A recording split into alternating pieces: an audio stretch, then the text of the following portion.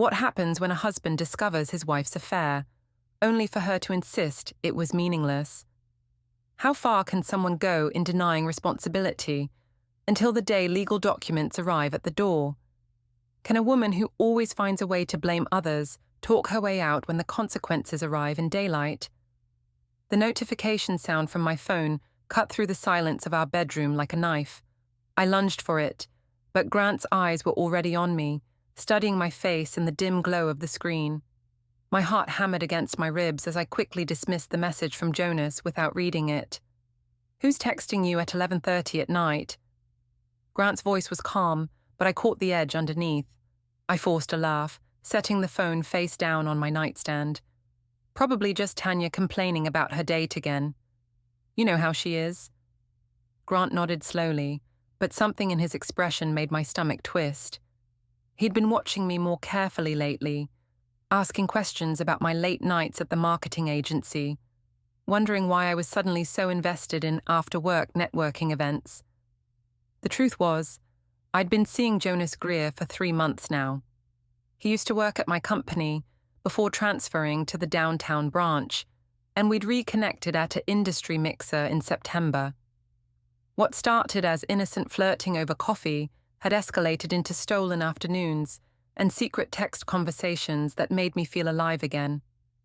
It wasn't that I didn't love Grant. We'd been married for 9 years, together for 12. He was steady, reliable, a good father to our 8-year-old daughter Mia. But somewhere along the way, our relationship had become predictable.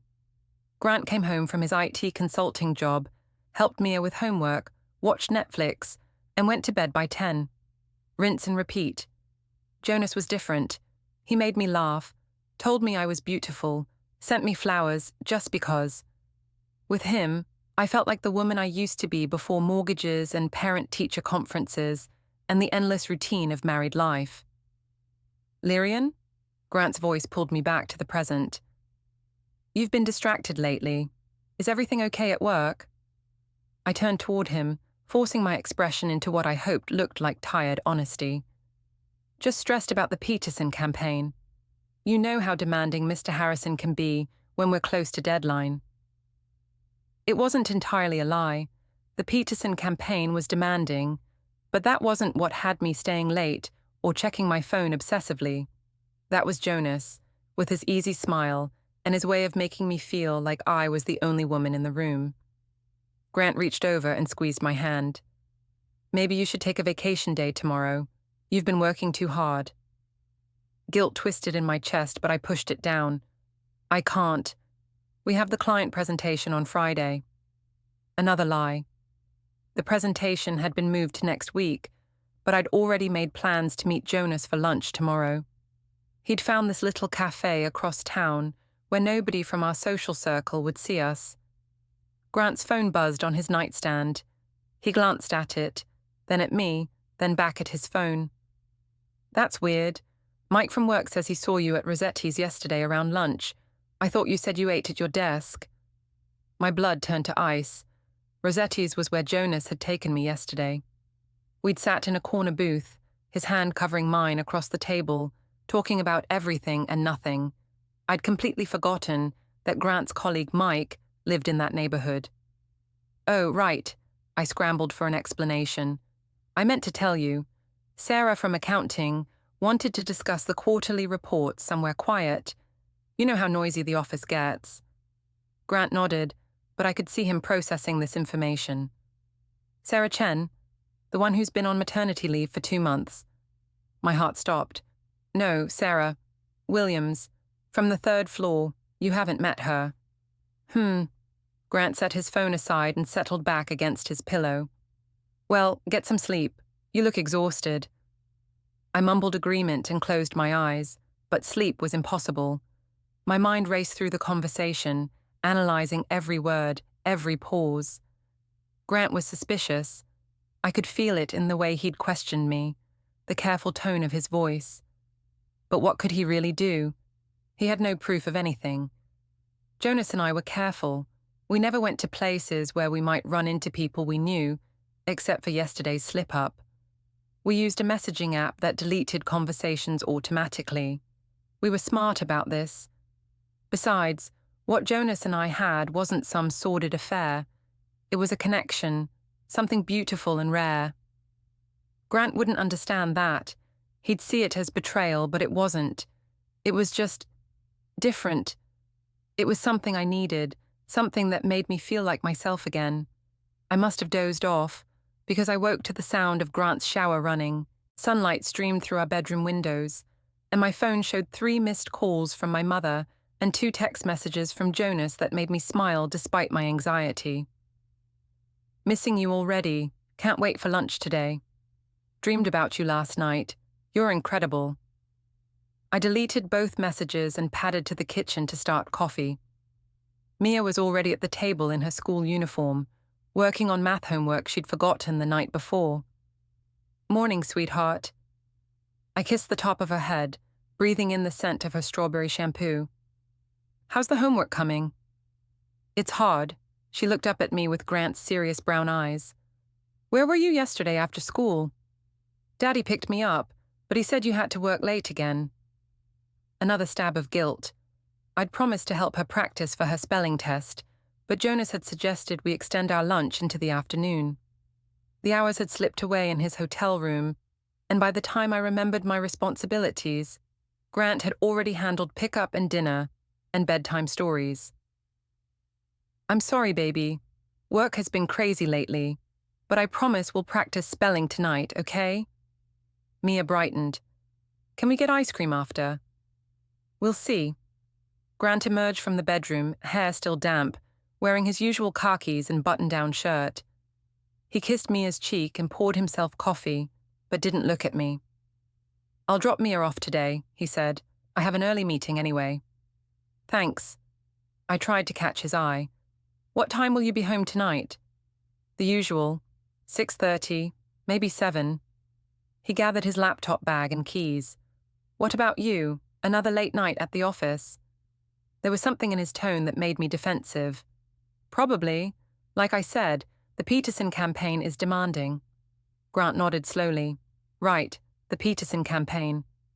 After they left, I stood in our empty kitchen, staring at my reflection in the coffee pot. I looked the same as always. Shoulder-length blonde hair, blue eyes, the small scar on my chin from a childhood accident. But I felt different, divided, like I was living 2 separate lives that were becoming harder and harder to keep apart. My phone buzzed with another message from Jonas, and despite everything, my heart fluttered. Whatever was happening between us, it was worth the risk.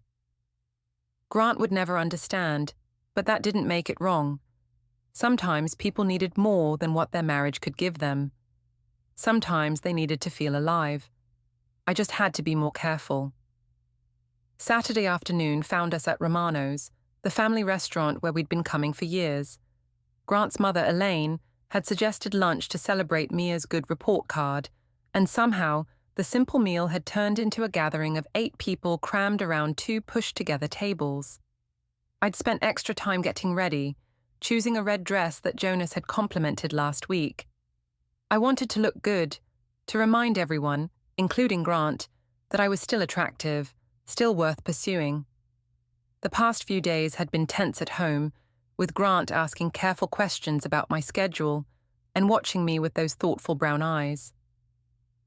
Lirien, you look fantastic, my mother Rosa said as we settled into our seats. Doesn't she look fantastic, Grant? Grant glanced at me briefly. She always looks nice. Not exactly the enthusiastic response I'd hoped for, but I smiled anyway. Thank you, honey. Elaine, Grant's mother, was studying me with the same careful attention as her son. At 63, she was still sharp, still protective of her boys. How's work, dear? Grant says you've been putting in long hours. It's busy season, I said, buttering a dinner roll. But I love what I do. It's important to have passion in your career, don't you think? Passion's important, agreed my friend Tanya, who'd joined us with her new boyfriend Derek. Life's too short to settle for boring. I caught Tanya's meaningful look and felt a flush of gratitude. She was the only one who knew about Jonas, and she'd been encouraging me to live my life and explore my options. According to Tanya, lots of married women had harmless flirtations. It was natural, healthy even. Speaking of passion, Tanya continued, did you see that gorgeous guy from your old department posted new photos from his vacation? What was his name? Jonas. My heart stopped. Tanya was supposed to be helping me keep things quiet, not bringing up Jonas at a family lunch, but she had a mischievous glint in her eye that made me realize this was intentional. Jonas Greer. I tried to sound casual. I think I saw something about a trip to Colorado. He's single, right? Tanya pressed. Such a shame. A man that handsome shouldn't be alone. Grant's brother Caleb snorted. Sounds like you ladies have been doing some research. Just making conversation, Tanya said innocently. Lirien, didn't you work with him on that big campaign last year? The one for the hotel chain? I felt trapped. Everyone was looking at me, waiting for an answer. Grant's expression was carefully neutral, but I could see the tension in his jaw. We collaborated on a few projects, I said. He's very talented. And very good-looking, Tanya added with a laugh. If I weren't taken, I'd definitely be interested. Derek, Tanya's boyfriend, raised an eyebrow. Should I be worried? Oh, please, I'm just appreciating the view. There's nothing wrong with looking, right, Lirien? Even married women can appreciate an attractive man. The conversation was spiraling out of control. I could see Elaine's disapproving frown, could feel Grant's eyes boring into me. But something reckless rose up in my chest, a defiant urge to push back against the judgment I felt radiating from across the table. There's nothing wrong with having male friends, I said, my voice louder than intended. Marriage doesn't mean you stop existing as an individual. Of course not, Rosa chimed in. Lirien has always been independent. That's what I love about her. But Elaine was shaking her head. There's a difference between independence and, well, there are appropriate boundaries in marriage. What's that supposed to mean? I felt my cheeks heating up. Nothing, dear. I just think...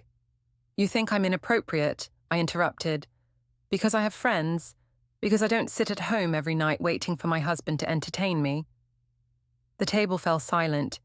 Mia looked confused, glancing between the adults with worried eyes. Grant reached over and squeezed her hand reassuringly, but his face had gone pale. Maybe we should order dessert, he said quietly. But I was on a roll now, fueled by weeks of guilt and defensiveness. No, I want to hear what your mother thinks is inappropriate about my behavior. Lirien, Grant's voice carried a warning. What? She clearly has opinions about how I should conduct myself. I'd like to hear them. Elaine straightened in her chair. I think wives should be mindful of how their actions reflect on their families. That's all. My actions? I laughed, but it sounded harsh even to my own ears. What actions? Having lunch with a colleague, posting photos on social media, living my life. Mum, Mia tugged at my sleeve. Why are you upset?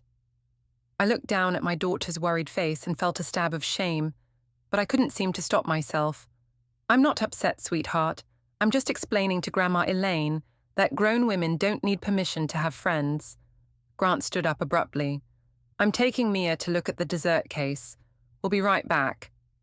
He lifted our daughter out of her chair and walked away, leaving me facing a table of uncomfortable faces. Caleb was shaking his head. Rosa looked embarrassed, and Tanya seemed to realize her little game had gone too far. Lirien, Elaine said softly, I wasn't trying to attack you. I'm just concerned. About what exactly? I demanded. About me having a life outside this family. About me not being the perfect little housewife who bakes cookies and has dinner on the table at 6. About my son, Elaine said simply. Grant looks exhausted. He's worried about something, and I think you know what it is. The accusation hung in the air like smoke. I felt everyone's eyes on me, felt the weight of their judgment and suspicion. Part of me wanted to confess everything, to explain about Jonas and how he made me feel alive again, how Grant and I had grown apart, how marriage was more complicated than any of them understood. Instead, I grabbed my purse and stood up. I don't have to listen to this. Lirien, sit down, Rosa hissed. You're making a scene. But I was already walking away, my heels clicking against the restaurant's tile floor. Behind me, I could hear Tanya making excuses, could hear Caleb muttering something about drama queens. I didn't care. Let them talk. Let them judge me. They didn't understand what I was going through. I found Grant and Mia at the dessert display, her small hand in his as she pointed at different options.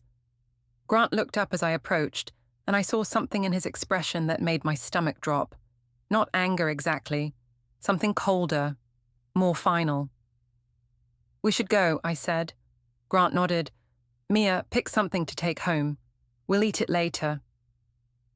The drive home was silent except for Mia's chatter about school and her friends.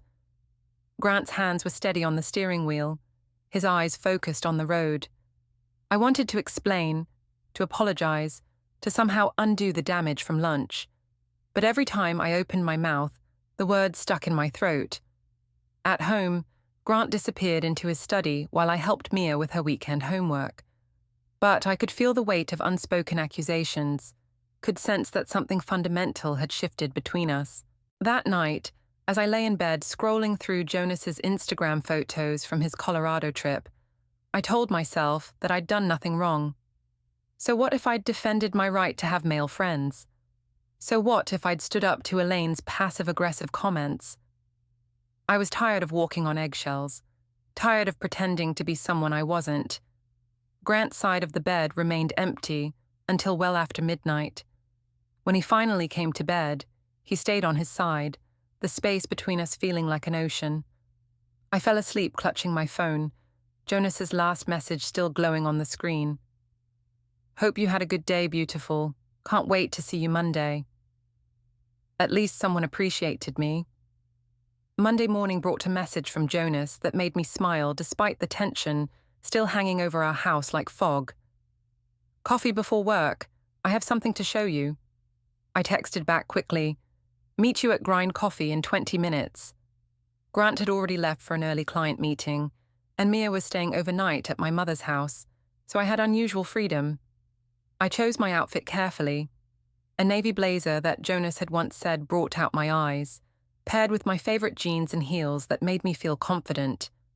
Grind Coffee was a trendy place downtown, far enough from our neighborhood that I felt safe from prying eyes. Jonas was already there when I arrived, looking handsome in his charcoal suit, his dark hair perfectly styled. He stood and kissed my cheek, his hand lingering on my waist. You look incredible, he murmured against my ear, sending shivers down my spine. Thank you. I settled into the chair across from him, noting how other women in the cafe glanced our way. Jonas had that effect. He commanded attention wherever he went. So what did you want to show me? He pulled out his phone and scrolled to his photo gallery. Pictures from Colorado. I kept thinking about how much you would have loved it there. The photos were beautiful. Mountain vistas, clear blue skies, Jonas looking ruggedly handsome against dramatic backdrops. But it was his comment that made my heart race. I wish you could have been there with me, he said softly. Someday, when things are different. I knew what he meant. When I wasn't married, when we didn't have to sneak around. The possibility hung between us, unspoken but understood. They're gorgeous, I said, meaning both the photos and the implication. Take a selfie with me, Jonas suggested suddenly. I want to remember this moment. I hesitated. I don't know if that's a good idea. Come on, just one. For me? His smile was irresistible. I moved to his side of the small table, and he held up his phone, capturing us both. I looked happy in the photo, genuinely happy in a way I hadn't felt in months. Send it to me, I said impulsively. Later, back at my office, I found myself staring at the photo. Jonas and I looked good together, natural, like we belonged beside each other. On impulse, I posted it to my Instagram with the caption, "Coffee with an old friend." Some people just make everything brighter. The likes and comments started immediately. Tanya was first. Gorgeous! You both look amazing. Then came comments from co-workers, acquaintances, even some of Grant's friends who followed my account. Most were innocuous, heart emojis, cute pic comments. But I could read between the lines. People were curious. People were talking. My phone buzzed with a text from my co-worker, Sarah. "Girl, who is that?" Then another from my neighbor, Beth. "Is this the friend you mentioned? Very handsome." Each notification gave me a little thrill. For the first time in years, I felt like I was the center of attention, like people were interested in my life. It was intoxicating. Around noon, my phone rang. Grant's name appeared on the screen. "Hi, honey," I answered, trying to sound normal. "Lirien." His voice was carefully controlled. "I just got a call from my colleague, Mike. He saw your Instagram post." My stomach dropped. "Oh, the coffee photo?" "Yes, the coffee photo, with Jonas Greer." I could hear the barely contained anger in his voice, but I forced myself to sound casual. "So? I told you we were friends. There's nothing wrong with having coffee with a friend. Friends don't usually post romantic-looking photos together on social media." "Romantic?" I laughed, but it sounded forced. "Grant, you're being ridiculous. It's just a picture." "Is it? Because Mike says people are commenting, asking questions about who this man is and why my wife is posting pictures with him." Heat rose in my cheeks. "I don't care what people think. I'm allowed to have male friends." "Are you?" Grant's voice was quiet now, which somehow felt more dangerous than if he'd been yelling. "Because from where I'm sitting, it looks like you're flaunting an inappropriate relationship in front of our entire social circle." "Inappropriate?" The word stung because part of me knew he was right. "There's nothing inappropriate about coffee, Grant. You're being paranoid." "Am I? Then why didn't you tell me you were meeting him this morning?" I fumbled for an answer. It was spontaneous. I didn't think it was important enough to mention." "Right." Grant was quiet for a long moment. "Lirien, people are talking. About you, about us, about our marriage. How do you think that makes me feel?" Guilt twisted in my chest, but I pushed it away. I can't control what other people think, and I shouldn't have to hide my friendships because you're insecure. "Insecure." Grant repeated the word like he was tasting something bitter. "Okay, well, maybe you should think about whether this friendship is worth damaging your marriage over." He hung up before I could respond. I stared at my phone, my hands shaking slightly. Part of me wanted to call him back, to apologize, to delete the photo and pretend none of this had happened. But a larger part of me was angry. Why should I have to hide? Why should I make myself smaller to protect Grant's ego? I looked at the photo again. Jonas and I looked happy, alive, connected. Why was that wrong? Why couldn't I have something beautiful in my life? Instead of deleting the post, I added another photo, one of Jonas's Colorado pictures that he'd sent me. I captioned it, "Some people know how to live life to the fullest. Inspiring. Adventure, ja, friendship, ja, living your best life."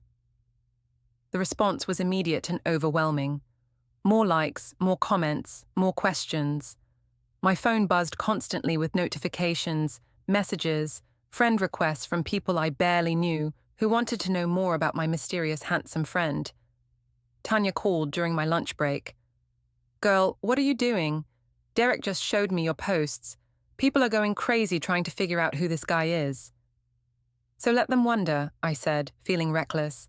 "I'm tired of hiding." "Hiding what, exactly? Lirien, please tell me you're not doing something stupid." But I was already doing something stupid, and I didn't want to stop. For the first time in years, I felt interesting, desirable, worth talking about. People were paying attention to me, not just as Grant's wife or Mia's mother, but as a woman with her own life, her own choices. That evening, Grant came home late. He barely looked at me during dinner, responding to Mia's chatter about her day with Grandma Rosa, but ignoring my attempts at conversation. After Mia went to bed, I found him in his study, laptop open, surrounded by papers. "We need to talk," I said. He looked up, and I was startled by the coldness in his eyes. Do we? Because earlier today you made it pretty clear that my opinion doesn't matter. That's not what I said. Isn't it? Grant leaned back in his chair.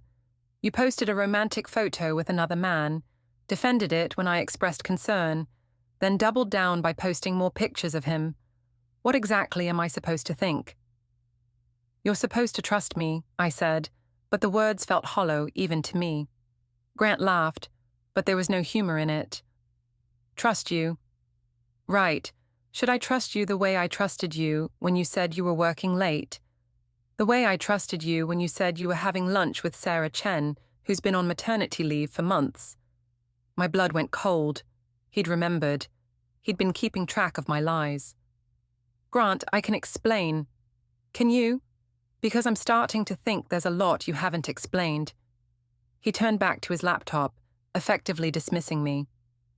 I stood there for a moment, wanting to say something that would fix this, that would make him understand.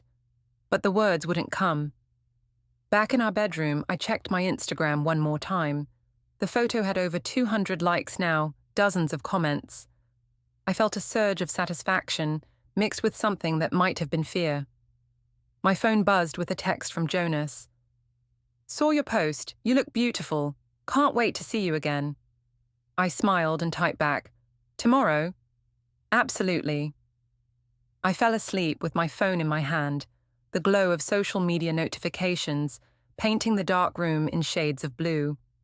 Somewhere in the back of my mind, I knew I was playing with fire, but I couldn't seem to stop myself from reaching toward the flames. The explosion came on Thursday night, 3 days after my Instagram posts had set our social circle buzzing with speculation and gossip. I'd spent those days in a strange bubble of defiance and excitement, meeting Jonas for lunch twice and exchanging increasingly intimate messages that made me feel alive in ways I'd forgotten were possible. Grant had been distant but civil, maintaining normal routines for Mia's sake, while treating me like a polite stranger. I told myself I didn't care, that his cold shoulder only proved how emotionally unavailable he'd become. But underneath my bravado, anxiety gnawed at me like a persistent ache. I was in our bedroom, getting ready for bed and scrolling through the day's messages from Jonas, when Grant appeared in the doorway. Something in his posture made me look up. He stood with his shoulders squared, holding a manila folder in his hands. We need to talk, he said quietly. Now. I set my phone aside, noting how his eyes tracked the movement. Okay, what's wrong? Instead of answering, Grant walked to our bed and opened the folder, spreading its contents across the comforter. My heart stopped. There were printouts of text message conversations, screenshots of my Instagram posts, photos I didn't recognize, receipts, and what looked like a timeline written in Grant's careful handwriting. What is this? I whispered, though I already knew. Evidence, Grant said simply, of your affair with Jonas Greer. The word affair hit me like a physical blow. I stared at the papers spread between us, my mind racing. How had he gotten screenshots of my private messages? How long had he been watching me? Grant, I can explain. Can you? He picked up one of the printouts. Explain this message from yesterday. Every moment with you feels like coming alive again. Grant could never understand what we have. Or this one. I wish I could stay in your arms forever. Heat flooded my cheeks. Those were private messages, intimate thoughts I'd shared with Jonas in moments of passion and connection. Seeing them printed in black and white, read aloud in Grant's steady voice, made them sound sordid and cheap. How did you get those? I demanded. Does it matter? The point is, I have them, along with credit card receipts from hotels, photos of you two together that someone sent me, and a very interesting conversation with the front desk manager at the Marriott downtown. I felt the walls closing in around me. Grant, please, let me explain. Explain what? That you've been lying to me for months? That while I've been working to support our family and taking care of our daughter, you've been sneaking around with your ex-colleague? His voice was still calm, controlled, but I could see the hurt blazing in his eyes. It made something twist painfully in my chest. It's not what you think, I said desperately. Jonas and I, it's complicated. We have a connection, something real. It doesn't take away from what you and I have. Grant stared at me like I'd spoken in a foreign language. Doesn't take away from what we have. Lirien, you've been having an affair. You've been lying to me, to our daughter, to our families. You've humiliated me in front of our friends and colleagues. How exactly does that not affect our marriage? Because it's separate. The words tumbled out in a rush. What Jonas and I have is different. It's not about you. It's not about our marriage. It's something I need. Something you need. Grant's voice was deadly quiet now. More than honesty. More than our vows. More than our family. I felt tears starting to burn behind my eyes. You don't understand. You've never understood. We've been married for 9 years, Grant. 9 years of the same routine, the same conversations, the same everything. I was dying inside, and you never even noticed. So this is my fault. No, yes, I don't know. I was crying now, frustrated and cornered and desperate to make him see. I'm 34 years old, and I felt like my life was over. Like I was just going through the motions until I died. Jonas makes me feel like myself again. Grant gathered up the papers slowly, methodically, not looking at me. And who is yourself exactly? Because the woman I married wouldn't have done this. The woman I married wouldn't have lied to my face for months. The woman I married wouldn't have flaunted her affair on social media for our friends and family to see. I didn't flaunt anything. I posted pictures with a friend. A friend. Grant's laugh was bitter. Is that what you call someone you're sleeping with behind your husband's back? The blunt words hung in the air between us. I wanted to deny it, to claim that Jonas and I hadn't crossed that line, but we both knew it would be another lie. And I was tired of lying. It's not just about sex, I said quietly. It's about feeling valued, appreciated, desired. When was the last time you looked at me the way Jonas does? When was the last time you made me feel beautiful? When was the last time you gave me a chance to? Grant's control finally cracked, his voice rising. You've been pulling away from me for months, Lirien. Coming home late, distracted, always on your phone. I thought it was work stress. I thought you needed space. I never imagined you were building a relationship with someone else. I wasn't trying to hurt you, but you did. The simple statement cut through all my justifications and excuses. You hurt me, you hurt Mia, you hurt our families. And for what? For some fantasy with a man who doesn't even know the real you? He knows me better than you do. The words were out before I could stop them, cruel and cutting. Grant flinched as if I'd slapped him. Does he? Grant's voice was quiet again, dangerous. Does he know that you cry during sad commercials? Does he know that you're afraid of thunderstorms? Does he know that you still sleep with the light on when you're stressed? Does he know that you wanted to be a teacher before your father convinced you that marketing was more practical? Each question was like a knife twist, reminding me of all the small intimacies Grant and I had shared over the years. All the ways he'd seen me and known me and loved me despite my flaws. Does he know, Grant continued relentlessly, that you have a daughter who adores you, who asks every night why Mommy seems sad lately? Does he care that his connection with you is destroying a family? Stop, I whispered. Does he know that 3 years ago, when you thought you might be pregnant again, you cried for an hour because you were scared but also excited? Does he know that you volunteer at the animal shelter every month because you can't stand the thought of anything being abandoned? Stop it! Does he know that I've loved you since the day we met, even when you make it impossible? Even when you lie to me and betray me and throw our marriage away for a few stolen afternoons? I was sobbing now, the weight of his words crushing down on me. Because the truth was, Jonas didn't know those things. Jonas knew the version of me that existed in coffee shops and hotel rooms, the fantasy woman who was always perfectly dressed and never tired, and never worried about mortgages or parent-teacher conferences. Grant closed the folder and stood up. I'm sleeping in the guest room tonight. Tomorrow we need to discuss what happens next. Grant, please. Can't we work through this? Can't we try counseling or... He turned back to me, and the look in his eyes made my words die in my throat. You made your choice, Lirien. You chose him over us, over our family, over everything we built together. I can't make you love me, and I can't make you want our marriage, but I won't be humiliated anymore. What does that mean? Grant paused in the doorway. It means I'm done pretending everything is fine. It means I'm done protecting you from the consequences of your choices. And it means you need to decide what you really want, because you can't have both. He left me sitting on our bed, surrounded by the evidence of my betrayal, crying into my hands. My phone buzzed with a message from Jonas, something sweet and romantic about missing me. But for the first time in months, I couldn't bring myself to respond.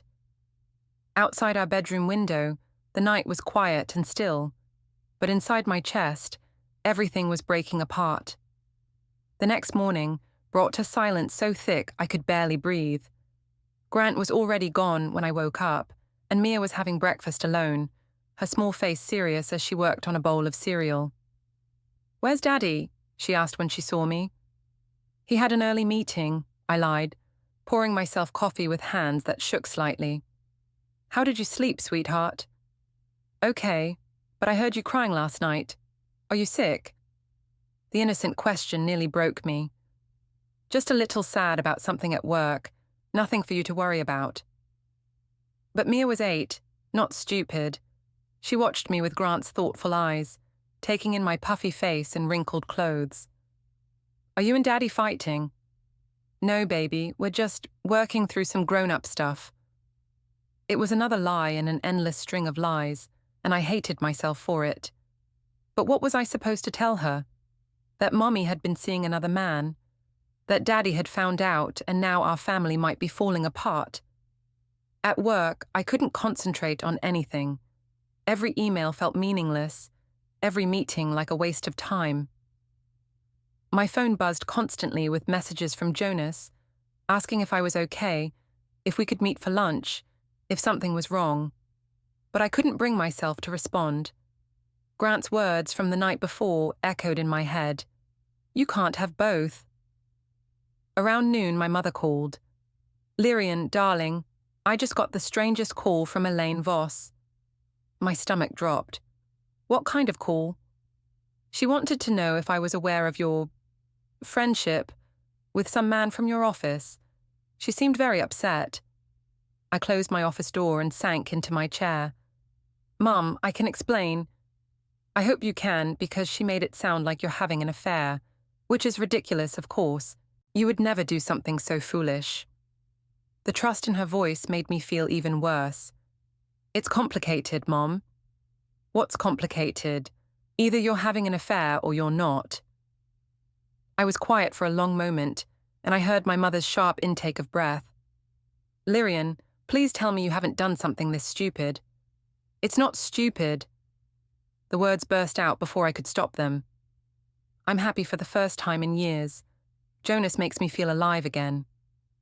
"Jonas?" My mother's voice was sharp. "Who is Jonas?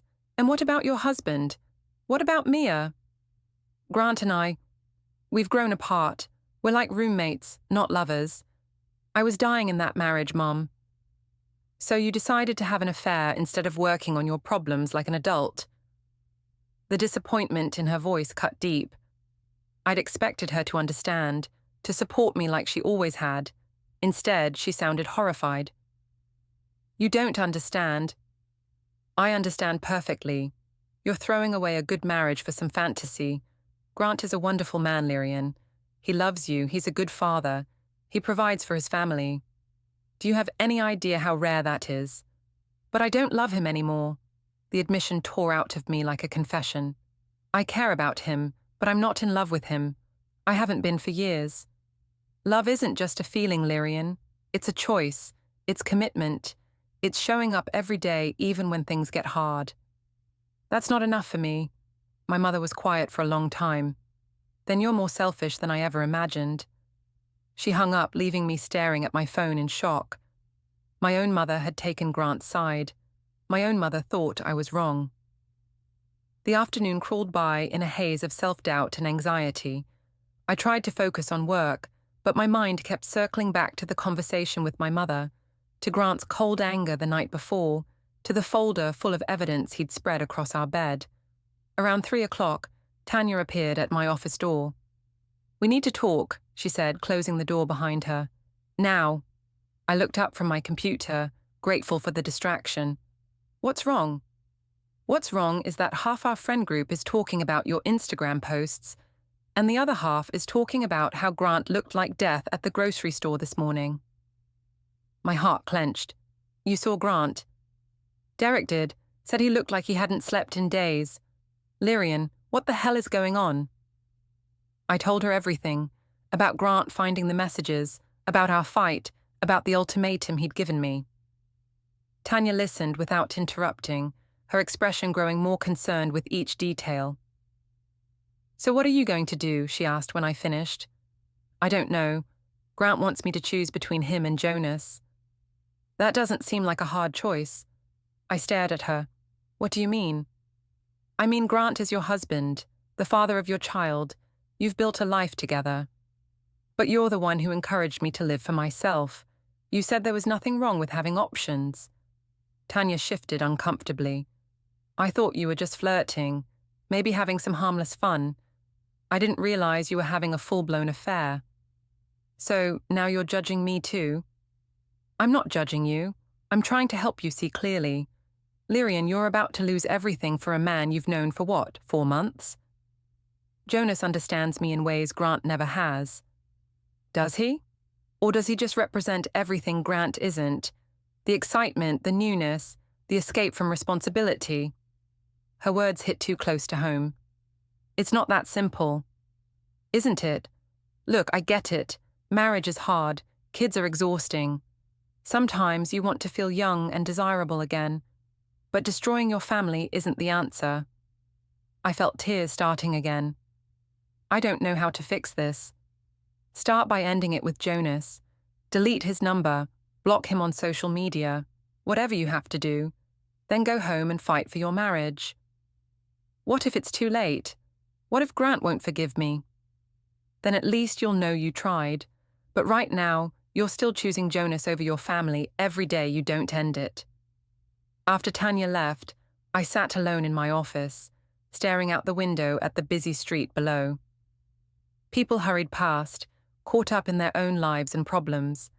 I wondered how many of them were struggling with choices like mine, caught between duty and desire, between the life they had and the life they wanted. My phone buzzed with another message from Jonas. "Haven't heard from you all day. Everything okay? Can't wait to see you tonight." Tonight. I'd forgotten we'd made plans to meet at his apartment. The thought of seeing him, of losing myself in his arms and forgetting about everything else was tempting. But Tanya's words echoed in my head. "You're still choosing Jonas over your family. Every day you don't end it." I typed and deleted a dozen responses before finally settling on, "Can't make it tonight. Family stuff." His response came immediately. "Everything all right? Want to talk about it?" I stared at the message for a long time before turning off my phone without responding. The drive home felt like the longest of my life. I didn't know what I would find when I got there. Grant's anger, his disappointment, his decision about our future. But I knew I couldn't keep running from the consequences of my choices. As I pulled into our driveway, I saw Grant's car was already there. Through the living room window, I could see him helping Mia with homework at the kitchen table, the two of them bent over her math workbook together. They looked peaceful, content, like a family, and I was the one threatening to tear it apart. I sat in my car for a moment, gathering courage. Then I walked toward the house, toward whatever came next, knowing that the storm was far from over. I found them exactly as I'd seen through the window, Grant and Mia at the kitchen table, her math homework spread between them. But when I walked in, the easy warmth of the scene evaporated. Grant looked up, his expression carefully neutral, while Mia beamed at me with innocent joy. "Mommy, Daddy's helping me with fractions. Want to see?" "Of course, sweetheart." I forced a smile and looked at her work, praising her progress while acutely aware of Grant's silence beside me. "Why don't you go wash up for dinner?" Grant suggested to Mia. "I need to talk to Mommy about something." After she disappeared upstairs, we stood in our kitchen, facing each other like strangers. The silence stretched between us, heavy with unspoken accusations and hurt. "I ended it," I said finally. Grant's eyebrows rose slightly. "Did you?" "I cancelled our plans tonight. I'm going to tell him it's over." "Going to tell him?" Grant repeated my words carefully. "So you haven't actually ended it yet?" Heat rose in my cheeks. "I will, tomorrow." "Tomorrow?" Grant nodded slowly. "After 9 years of marriage, after months of lying, after humiliating me in front of our friends and family, you're going to end your affair tomorrow. How generous of you." "Grant, please. I know I've made mistakes." "Mistakes?" His careful control finally cracked. "Lirien, you didn't accidentally sleep with another man. You didn't mistakenly post romantic photos on social media. You made deliberate choices day after day to betray our marriage. I know I hurt you, but I'm trying to fix it now." "Are you?"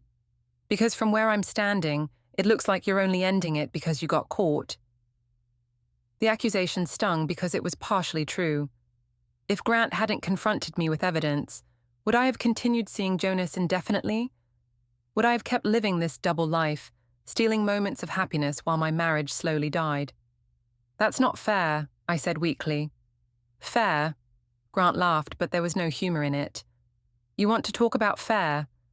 Is it fair that I've spent the last 3 months wondering what was wrong with me, why my wife was pulling away, why she seemed so unhappy? Is it fair that our daughter keeps asking why Mommy is never home anymore?" Guilt crashed over me in waves. "Mia doesn't know anything." "Doesn't she?" "Kids aren't stupid, Lirien. She knows something's wrong. She's been having nightmares, did you know that? Waking up crying, asking if Mommy and Daddy still love each other." The words hit me like physical blows. "I didn't know." "Of course you didn't know. You've been too busy playing house with Jonas to notice what's happening to your actual family." I sank into one of the kitchen chairs, overwhelmed by the weight of what I'd done. "How do I fix this? Tell me how to fix this." Grant was quiet for a long moment, staring out the window at our backyard, where Mia's swing set stood empty in the fading light. "I don't know if you can," he said finally. "Don't say that, please. I'll do anything." "Anything?" Grant turned back to me, and something in his expression made my blood run cold. "Then maybe you should have thought about that before you decided our marriage wasn't worth fighting for." Over the next few days, I threw myself into trying to repair the damage I'd done. I deleted Jonas's number from my phone, blocked him on all social media, and sent him a brief email explaining that our relationship was over and asking him not to contact me again. His response was hurt and confused, but I forced myself not to reply. I took down the Instagram posts that had caused so much gossip and speculation. I called in sick to work to avoid running into Jonas at any industry events. I picked Mia up from school every day, helped with homework, made elaborate dinners, tried to rebuild the routines I'd abandoned, but Grant remained distant, polite but cold. He slept in the guest room, spoke to me only when necessary, and threw himself into work and parenting with an intensity that felt like punishment.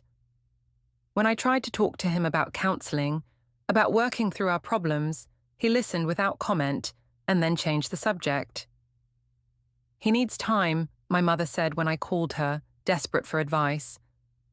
She'd softened slightly since our harsh conversation, but I could hear the disappointment still lingering in her voice. "You broke something precious, Lirien. It's going to take time to heal." But as days turned into weeks, I began to suspect that Grant wasn't just processing his hurt, he was planning something. He'd always been methodical, careful, the type of person who researched every major decision thoroughly. Now, he brought that same systematic approach to whatever he was thinking about our future. I noticed him staying late at work more often, claiming important projects that couldn't wait. He spent hours in his study with the door closed, and when I tried to bring him coffee or check on him, he'd quickly close whatever he was working on. "Daddy's really busy lately," Mia observed one evening as we worked on her spelling words together. "He says he has important grown-up stuff to do." "What kind of grown-up stuff?" I asked, trying to sound casual. "I don't know. Papers and phone calls and meetings. He talks really quiet so I can't hear." A chill ran down my spine. Papers and phone calls and meetings that he was hiding from me. I had a terrible suspicion about what kind of grown-up stuff might require that level of secrecy. That night, after Mia was asleep, I knocked on the study door. "Grant, can we talk? I'm busy right now. Please, just for a few minutes." The door opened, and Grant appeared, blocking my view of his desk, but I could see papers scattered across the surface, official-looking documents with letterheads I couldn't quite make out. "What do you need?" he asked. "I need to know what you're thinking. About us, about our marriage. You won't talk to me. You won't let me try to make amends. I feel like I'm in limbo." Grant studied my face for a long moment. "You want to know what I'm thinking?" I nodded. "I'm thinking about how many lies you told me. I'm thinking about how you looked me in the eye every morning and pretended to be my loving wife while you were planning to meet another man. I'm thinking about how you posted pictures of yourself with him for our friends and family to see, and then called me paranoid when I questioned it." Each word was delivered in a calm, measured tone that somehow made them hurt worse than if he'd been yelling. "I'm thinking," he continued, "about what kind of person does that to someone they claim to love. And I'm thinking about what kind of fool I'd have to be to trust you again. Grant, I made a mistake. A mistake is forgetting to pick up milk at the store. What you did was a choice, a series of choices made over months to prioritize your own desires over our family.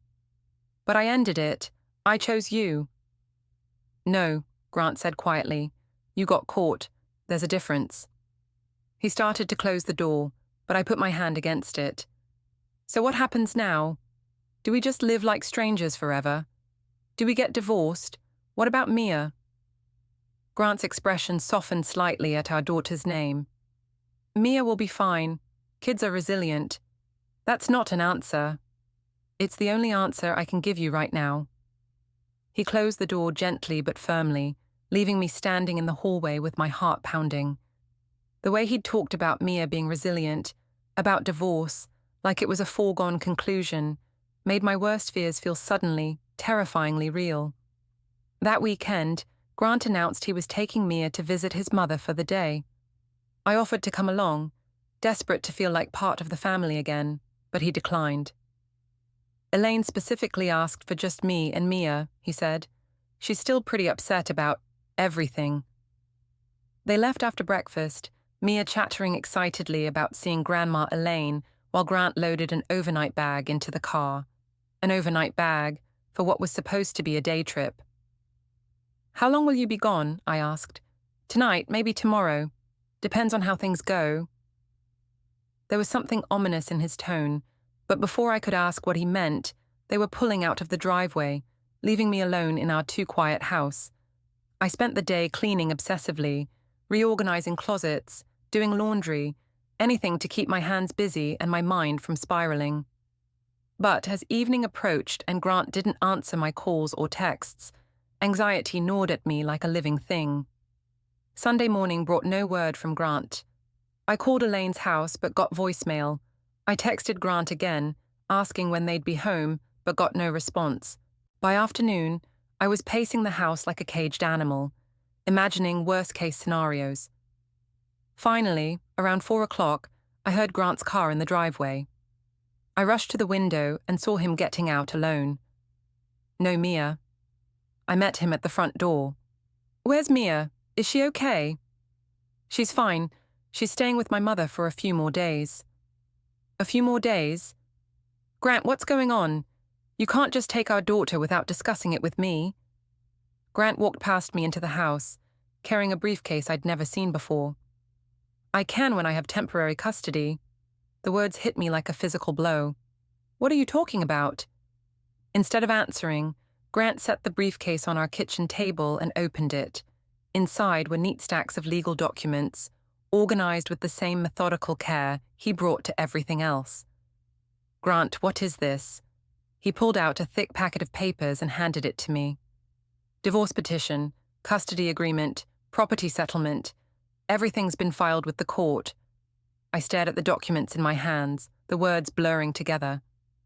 "You filed for divorce? Without telling me?" "I'm telling you now." But I ended the affair. I chose you. I'm trying to fix things." Grant's expression was calm, almost gentle. "I know you are. And maybe if you'd made that choice before I had to force it, things might be different. But you didn't. So that's it. 9 years of marriage and you're just throwing it away." "I'm not throwing anything away, Lirien.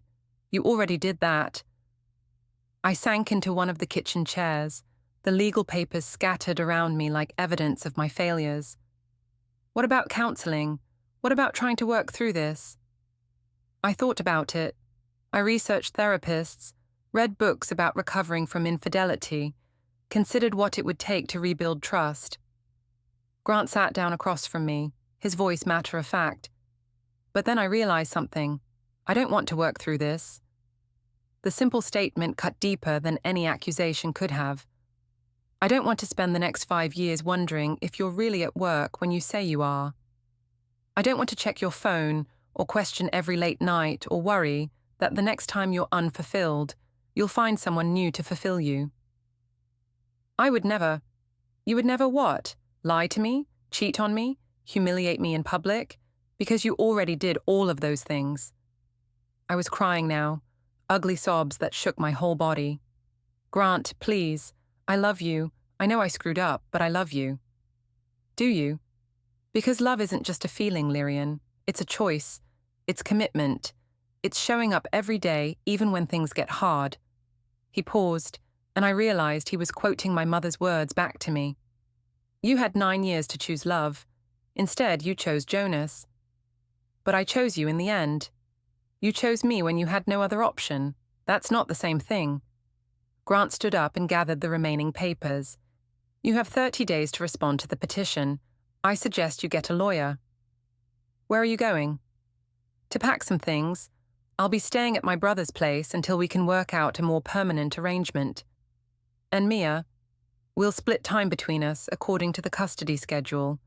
I've already enrolled her in counseling to help her process the divorce." The word divorce kept hitting me like a slap. Even seeing it on the legal documents, even hearing Grant say it, I couldn't quite believe this was really happening. "Grant, wait, please. Can't we at least try? Can't we give it one more chance?" He paused in the doorway, and for a moment I thought I saw a flicker of the man who'd once loved me enough to build a life together. "I gave you chances, Lirien. Every time you came home late, every time you were distant or distracted, every time you lied about where you'd been, those were all chances to tell me the truth, to choose our marriage, to fight for what we had. You didn't take any of them. I was scared. So was I. I was scared that I was losing you, scared that I wasn't enough, scared that our marriage was falling apart. But instead of running to someone else, I tried harder. I picked up the slack at home. I gave you space. I told myself you were just going through a rough patch." The quiet pain in his voice broke something inside me. "I'm sorry. I'm so, so sorry." "I know you are. But sorry doesn't change what happened. And it doesn't change the fact that when things got difficult, your instinct was to find comfort somewhere else instead of working on our problems together." Grant disappeared upstairs, leaving me alone with the legal papers and the ruins of my marriage. I could hear him moving around in our bedroom, opening drawers, filling suitcases with pieces of the life we'd built together. When he came back downstairs with 2 large bags, I tried one more time. What if I can prove to you that I've changed? What if I can show you that I'm committed to our marriage? Grant paused at the front door. "The time for proving your commitment was before you started sleeping with another man. Now it's too late." "It's never too late." "It is for me." Grant's voice was final, absolute. I won't live in a marriage where I have to wonder if my wife really wants to be there. I won't model that kind of relationship for our daughter, and I won't spend the rest of my life trying to compete with the memory of what you had with Jonas. There's no competition. I chose you. No, Lirien, you got caught. And there's a difference between choosing someone and having your other option taken away. Grant opened the front door, then turned back to me one last time. For what it's worth, I hope you find what you're looking for. I hope whatever it was that Jonas gave you was worth everything you're losing. Because you're not just losing me. You're losing the family we built, the future we planned, the trust we spent years creating.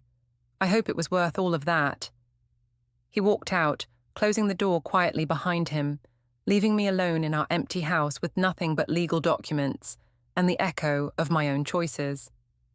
I sat at our kitchen table until well after dark, reading through the divorce papers with growing horror. Grant had been thorough, documenting everything, the timeline of my affair, the evidence he'd gathered, the impact on our family. He'd requested primary custody of Mia, citing my emotional instability and infidelity.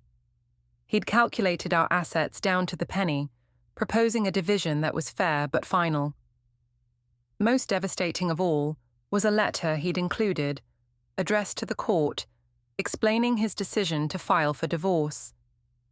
It was written in Grant's careful, measured style, but the pain bled through every word. My wife's affair has destroyed not only our marriage, but our family's foundation of trust and security. While she has ended the relationship, she did so only after being confronted with evidence, not out of any genuine remorse or commitment to our marriage. I cannot rebuild a life with someone who chose deception over honesty, who prioritized her own desires over our family's well-being, and who showed no consideration for the impact of her choices on our young daughter. I believe divorce is the healthiest option for all involved, particularly for our child, who deserves to see what healthy relationships look like. I read the letter 3 times before the full weight of it hit me. Grant wasn't just divorcing me, he was documenting my failures as a wife and mother for the court record. He was making sure that everyone involved in our case would understand exactly what I'd done and why our marriage was ending. My phone rang, startling me out of my spiral. It was Tanya. "Lirien, I just heard from Derek that Grant filed for divorce. Is that true?" "Yes," I whispered. "Oh, honey, I'm so sorry. Do you want me to come over?" I almost said yes, desperate for comfort, for someone to tell me that Grant was being too harsh, that I deserved another chance. But then I remembered Tanya's words from weeks ago. "You're still choosing Jonas over your family every day you don't end it." She'd been right, and now it was too late. "No," I said. "I think I need to be alone right now." "Are you sure? You shouldn't have to deal with this by yourself." "I am by myself," I said, the truth of it hitting me like a physical blow. I made sure of that. After I hung up, I walked through our house. My house now, I supposed, looking at all the evidence of the life Grant and I had built together. Mia's artwork on the refrigerator, wedding photos on the mantel, the couch where we'd watched countless movies, the kitchen table where we'd shared thousands of meals, the bed where we'd made love and fought and reconciled and dreamed about our future. All of it was ending because I'd been selfish, because I'd wanted something more exciting than the steady, reliable love Grant offered. I'd thrown away something real and precious for a fantasy that had evaporated the moment it was exposed to daylight. My phone buzzed with a text from an unknown number. For a wild moment I thought it might be Grant, reaching out from his brother's place, ready to talk about reconciliation. Instead, it was Jonas. "Got a new phone. Heard through the grapevine that you're getting divorced. Want to grab coffee and talk?" I stared at the message for a long time, thinking about how easy it would be to say yes. Jonas didn't know about Grant's evidence folder, didn't know about the legal papers spread across my table, didn't know that my marriage was ending partly because of him. To Jonas, this might look like an opportunity, a chance for us to finally be together without sneaking around. But I thought about Grant's words. I hope whatever it was that Jonas gave you was worth everything you're losing. It wasn't. Nothing could be worth losing my family, my daughter's security, the respect of everyone who mattered to me. I'd traded everything solid and real in my life for a few months of excitement and attention, and now I had to live with the consequences. I deleted Jonas's message without responding and turned off my phone. Outside, the neighborhood was quiet, families settling in for another ordinary evening. Through the windows of nearby houses, I could see the warm glow of kitchen lights, the flicker of televisions, the comfortable routines of people who'd managed to hold on to what I'd thrown away. I sat alone in my empty house, surrounded by the legal documentation of my failures, and finally understood what I'd really lost. Not just a husband, but a partner. Not just a marriage, but a family. Not just Grant's love, but his respect, his trust, his willingness to fight for us. I'd wanted to feel alive again, and instead, I'd killed everything that mattered. The irony was devastating. In seeking happiness, I'd destroyed my own foundation for joy. In pursuing passion, I'd lost the steady love that had sustained me for nearly a decade. In trying to reclaim my individual identity, I'd shattered the family identity that had given my life meaning. Grant was right. I'd made my choice, day after day, lie after lie, moment after stolen moment. And now I had to live with the consequences of those choices, alone in a house that no longer felt like home, holding legal papers that spelled out the end of everything I'd once believed would last forever.